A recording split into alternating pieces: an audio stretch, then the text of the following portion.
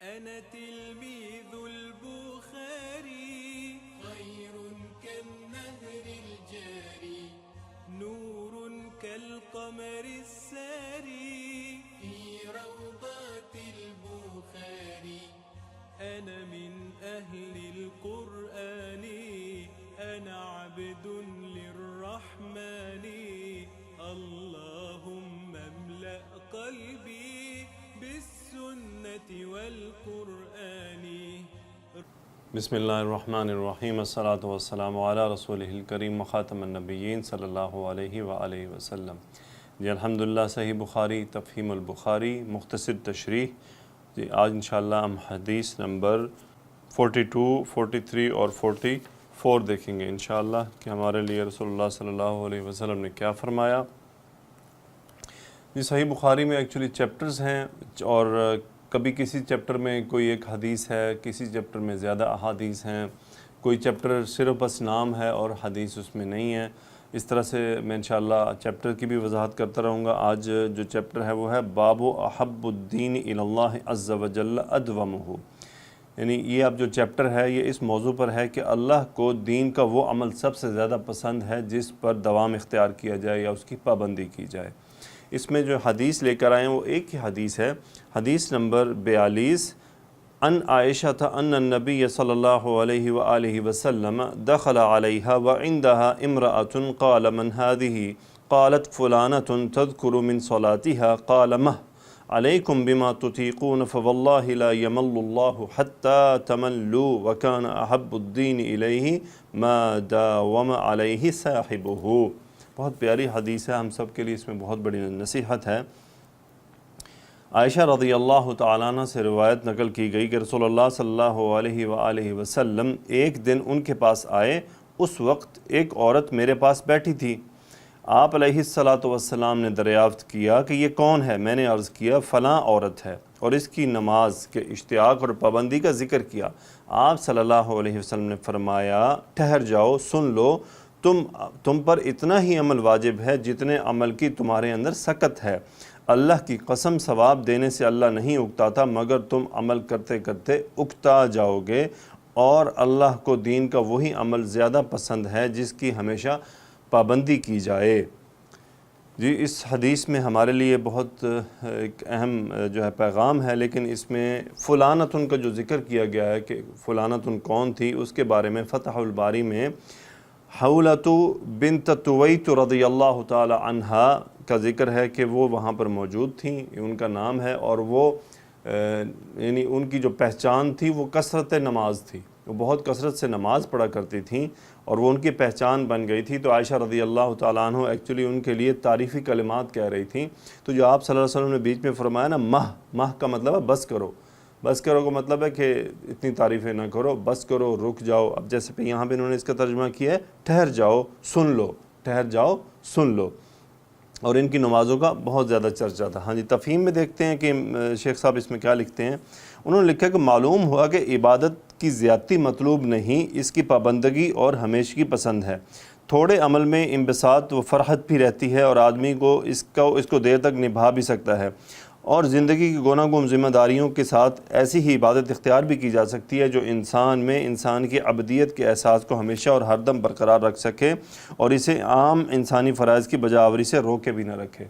یعنی مفہوماً اس کا مطلب یہ ہے کہ انسان کو مختصر عمل کرنا چاہیے لیکن عمل کی پابندی بہت ضروری ہے. مثال کے طور پہ اگر کوئی تہجد پڑھتا ہے تو اس میں اس کو پابندی اختیار کرنی ہے. کوئی صلاۃ الضحیٰ پڑھتا ہے تو اسے اس میں پابندی اختیار کرنی ہے. یہ نہیں کہ 4 دن پڑھی اور 6 دن بعد اس کو چھوڑ دیا. انشاءاللہ اس موضوع پر اور بھی حدیث آئیں گی اور یہ بات اور ڈفرنٹ طرح سے بھی آئے گی. تو اس میں بتانے کا مقصد ہے کہ ہمیں جو عمل کرنا چاہیے اس پہ پابندی ایک تو اختیار کرنی چاہیے اور اس کو دوام دینا چاہیے، کہ مطلب اسے مستقل اپنا لینا چاہیے. ایسا بعض دفعہ ہم ایسے اعمال چن لیتے ہیں جس کے اوپر ہمیں تھکاوٹ ہو جاتی ہے. یعنی مثال کے طور پر ایک آدمی نے فیصلہ کیا کہ وہ 4 سپارے یا 5 سپارے جو ہے وہ پڑھے گا. وہ 5 پارے 2 دن تو اس نے پڑھ لیے، تیسرے دن اس کو تھکاوٹ ہو گئی. تو اس کو چاہیے کہ وہ اتنا چنے جتنا وہ اس کے اوپر پابندی اختیار کر سکے. ہاں اگر وہ اس میں یوزڈ ہو جاتا ہے تو اس کو تھوڑا تھوڑا بڑھا سکتا ہے، یعنی اس تھوڑا تھوڑا بڑھانے میں کوئی حرج نہیں ہے. ایک آدمی نے فیصلہ کیا جی میں اس مہینے 15 روزے رکھوں گا یا 10 رکھوں گا، ایک ماہ رکھے دوسرے ماہ نہ رکھے، تو اس طرح یہ عمل اللہ کو اتنا زیادہ پسند نہیں ہے۔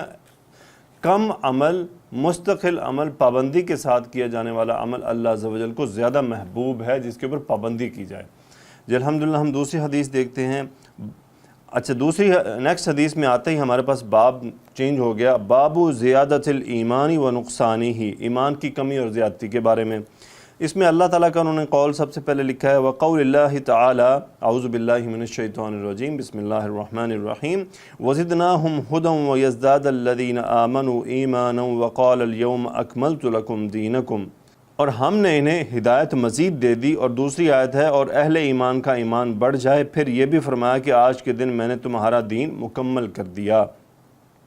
فَإِذَا تَرَكَ شَيْئًا مِّنَ الْكَمَالِ فَهُوَ نَاقِصٌ، کیونکہ جب کمال میں سے کچھ باقی رہ جائے تو اس کو کمی کہتے ہیں۔ جی حدیث دیکھتے ہیں، حدیث نمبر 43 عن انس عن النبی صلی اللہ علیہ وآلہ وسلم قال یخرج من النار من قال لا الہ الا اللہ وفی قلبہ وزن شعیرۃ من خیر ویخرج من النار من قال لا الہ الا اللہ فی قلبہ وزن برۃ من خیر ویخرج من النار من قال لا الہ الا اللہ فی قلبہ وزن ذرۃ من خیر۔ قال ابو عبداللہ قال ابان حدثنا قتادہ حدثنا انس عن النبی صلی اللہ علیہ وسلم من الایمان مکان خیر۔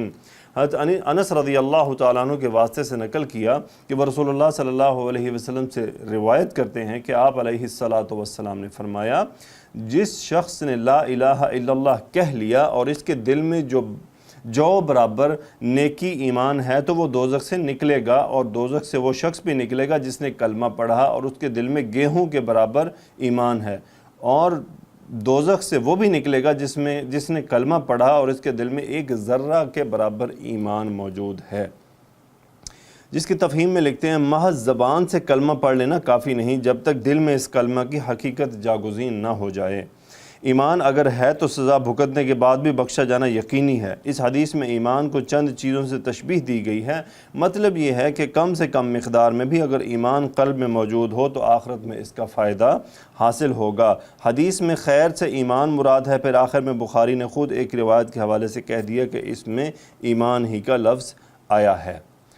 جی اسی موضوع سے اب چونکہ اسی باب میں یہ حدیث نمبر 2 ہے، صحیح بخاری حدیث نمبر 44 میں، ان عمر بن الخطاب ان رجلا من اليہود قال له یا امیر المؤمنین آیت فی کتابکم تقرؤونها لو علینا معشر اليہود نزلت تتخذنا ذلك اليوم عیدا قال ای آیت قال اليوم اکملت لکم دینکم واتممت علیکم نعمتی ورضیت لکم الاسلام دینا قال عمر قد عرفنا ذلك اليوم والمكان الذي نزلت فيه على النبي صلى الله عليه وآله وسلم وهو قائم بعرفة يوم جمعة۔ یہ حدیث میں بیسیکلی وہ آیت ہے جو سورہ مائدہ کی ہے، اور عمر بن خطاب رضی اللہ تعالیٰ عنہ سے ایک یہودی اس کے بارے میں بات کرنا چاہ رہا ہے کچھ۔ حضرت عمر بن خطاب رضی اللہ تعالیٰ عنہ سے روایت کرتے ہیں کہ ایک یہودی نے ان سے کہا، اے امیر المومنین، آپ کی کتاب میں یعنی قرآن میں ایک آیت ہے جسے تم پڑھتے ہو، اگر وہ ہم یہودیوں پر نازل ہوئی ہوتی تو ہم اس کے نزول کے دن کو یوم عید بنا لیتے۔ عمر رضی اللہ تعالیٰ عنہ نے پوچھا کہ وہ کون سی آیت ہے؟ اس نے جواب دیا کہ یہ آیت کہ آج میں نے تمہارے دین کو مکمل کر دیا ہے اور اپنی نعمت تم پر تمام کر دی ہے اور تمہارے لیے دین اسلام پسند کیا ہے۔ حضرت عمر رضی اللہ تعالیٰ عنہ نے فرمایا کہ ہم اس دن اور اس مقام کو خوب جانتے ہیں جب یہ آیت رسول اللہ صلی اللہ علیہ وسلم پر نازل ہوئی۔ اس وقت آپ علیہ السلام عرفات میں جمعہ کے دن کھڑے ہوئے تھے۔ حضرت عمر رضی اللہ تعالیٰ عنہ کے جواب کا مطلب یہ ہے کہ جمعہ کا دن اور عرفہ کا دن ہمارے یہاں عید ہی شمار ہوتا ہے، اس لیے ہم بھی ان آیتوں پر اپنی خوشی کا اظہار کرتے ہیں۔ پھر عرفہ سے اگلا دن عید الاضحیٰ کا ہوتا ہے، اس لیے جتنی خوشی اور مسرت ہمیں ہوتی ہے تم کھیل تماشا اور لہو و لعب کے سوا اتنی خوشی نہیں منا سکتے۔ جی الحمدللہ ہم اس دن واقعی ہمارے لیے وہ خوشی کا دن ہے، ایک تو جمعہ کا دن ہے اور پھر وہ یوم عرفہ ہے، ایک بڑا دن ہے، اللہ کے سامنے افضل ایام میں سے ایک افضل دن ہے۔